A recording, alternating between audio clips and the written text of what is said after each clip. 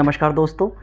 तो आज हम बात करेंगे उत्तर प्रदेश की बहुचर्चित वैकेंसी यूपी कांस्टेबल।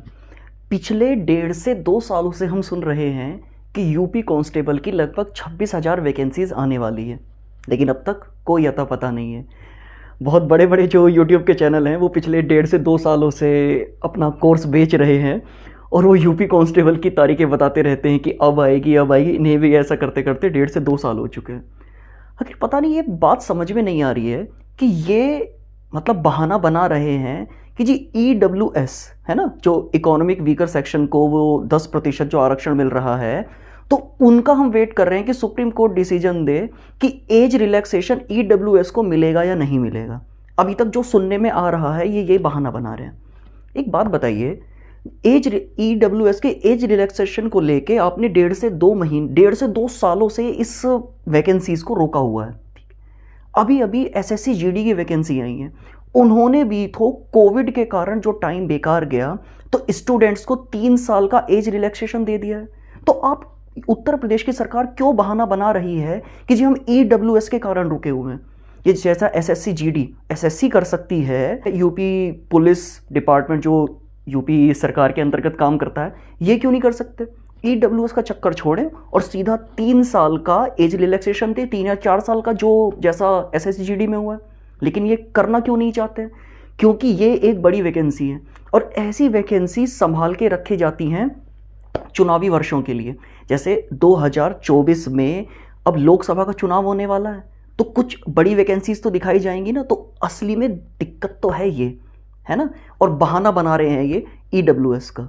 और मान के चलिए, चलो यूपी कांस्टेबल आपने जो और वैकेंसीज कराई हैं, मतलब और वैकेंसीज जो दी हैं, एग्ज़ाम कराए हैं, वो भी अच्छे से कहाँ हो पाई हैं। वैसे तो आपकी मतलब उत्तर प्रदेश की सरकार कहती है कि उत्तर प्रदेश में जो नकल माफिया होते हैं, जो कंपटीशन एग्ज़ाम में नकल कराते हैं, उनके प्रति हम इतने कठोर हैं कि उन पर हम क्या करते हैं, जो वो गुंडा एक्ट होता है ना, गैंगस्टर एक्ट होता है, वो लगाते हैं। अगर खुद सोचिए कि अगर गैंगस्टर एक्ट जैसा इतना सख्त कानून किसी पर लगेगा, है ना, तो क्या वो कोई भी जो नकल करने वाले भी हैं, क्या वो सफल हो पाएंगे, वो सोच भी पाएंगे। होता ही नहीं है। केवल कागजों में नियम बनाए जाते हैं कि जी एक्ट लगेगा और कोई कुछ नहीं आता। हम सबको पता है 2 से 4 व्यक्ति हैं जो नकल माफियाओं में बिल्कुल पीक पर हैं। हर जब भी पेपर लीक होता है, चाहे वो 69,000 की जो शिक्षक भर्ती हो उसमें हो, जो वो UP TET का जो एंट्रेंस एग्ज़ाम हुआ था उसमें हो, चाहे लेखपाल में हो, 3 से 4 व्यक्ति हैं। हर बार उनकी गिरफ्तारी होती है, 2-4 महीनों बाद उन्हें छोड़ दिया जाता है और वो फिर अगले एग्ज़ामों में नकल कराने बैठ जाते हैं। अगर उन पर गैंगस्टर एक्ट लगता तो क्या उनकी हिम्मत होती कि वो बार बार ऐसे चीटिंग कराते। UPSI में ऐसे ही हुआ, केवल दिखाने के लिए कुछ बच्चों को मतलब अरेस्ट करके दिखा दिया या उन्हें एग्ज़ाम से बाहर करके कि डॉक्यूमेंट वेरिफिकेशन करवाने गए और बाहर कर दिया, और कुछ को अलग करके और सबको अंदर कर दिया और पूरी की भर्ती कह दी कि जी बिल्कुल क्लियर है और हमारा कोई गड़बड़ नहीं हुई और ज्वाइनिंग भी हो जाएंगी। तो सारे जुगाड़ करने वाले पहुंच चुके हैं। ऐसा ही अब लेखपाल में भी होगा। लेखपाल में वैकेंसी है 8,000 और STF ने रिपोर्ट दी है कि लगभग 15,000 जो स्टूडेंट्स हैं वो संदिग्ध हैं। तो जो बहुत सारे बच्चे वेट करेंगे जी लेखपाल का रिजल्ट कब आएगा, उसमें भी ऐसा ही होगा। केवल कुछ बच्चों को पकड़ा जाएगा कि ये देखो हमने इन्हें, ये चीटिंग करने वाले थे, ये पकड़े गए हैं, और कुछ को पकड़ के और वापस से पूरी भर्ती कैंसिल कर देगा। मतलब कैंसिल नहीं, पूरी भर्ती क्लियर हो जाएगी और ज्वाइनिंग वॉइनिंग सब मिल जाएगी, क्योंकि सरकार की नज़रों में ये माना जाएगा कि हाँ हम बिल्कुल पाक साफ हैं और हमसे कोई गड़बड़ हो ही नहीं सकती। पता नहीं है सरकार करना क्या चाहती है। मतलब स्टूडेंट्स के दम पे ही बार बार जो NDA है, मतलब BJP है, वो बार बार बोलती है युवा शक्ति युवा शक्ति। युवा शक्ति के नाम पर ये कर क्या रहे हैं।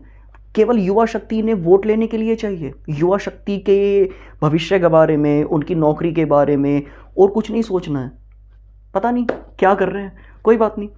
इलेक्शन का साल 2024 में आएगा और 2023 2 महीनों बाद 2023 स्टार्ट हो जाएगा।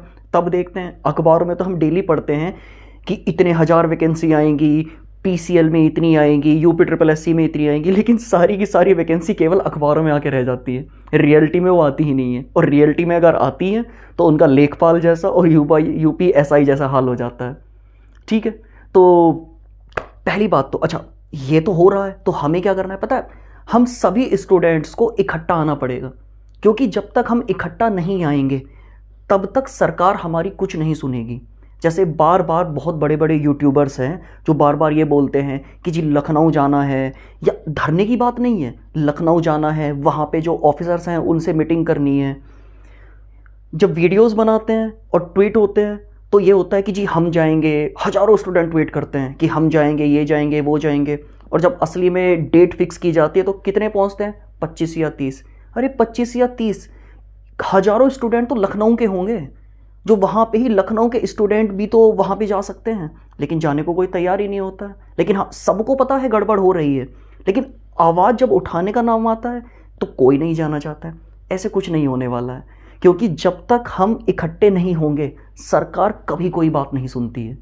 ठीक है, तो अब एसएससी का एग्ज़ाम आने वाला है और यूपी ट्रिपल एससी भी जिस तरीके से वैकेंसीज निकाल रही है, जैसे वन दरोगा निकली हुई हैं और जूनियर असिस्टेंट की भी आ चुकी हैं, मुख्य सेविका वाला एग्ज़ाम जहाँ तक है 99% आपका दिसंबर के महीने में हो जाएगा। तो यूपी ट्रिपल एससी ने कुछ रफ्तार पकड़ी है, ये ठीक बात है, लेकिन एग्ज़ाम फेयर तरीके से हो ये भी तो कोशिश करानी चाहिए।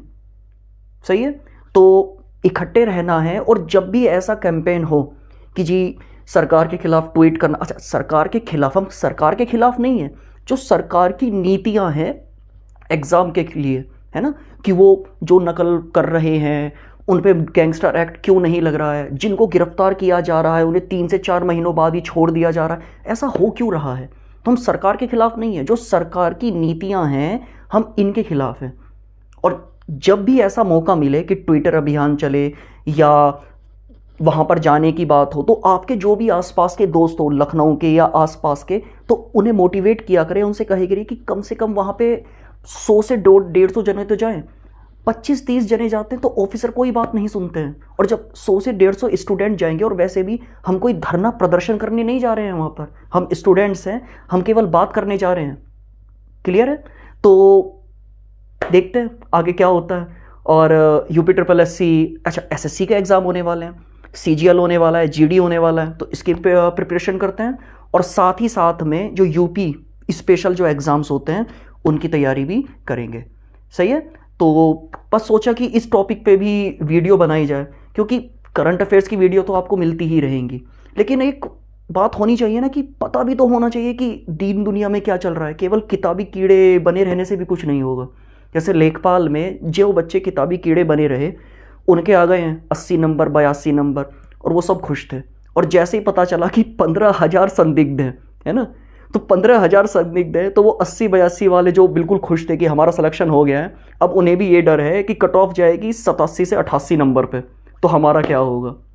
तो इसीलिए आसपास के वातावरण में क्या हो रहा है ये भी जरूर, और एनवायरनमेंट में यही तो पढ़ते हैं, आसपास का वातावरण भी देखा जाएगा, है ना। तो मिलते हैं फिर नेक्स्ट क्लास में, सोचा इस टॉपिक पे वीडियो बना दूं। धन्यवाद।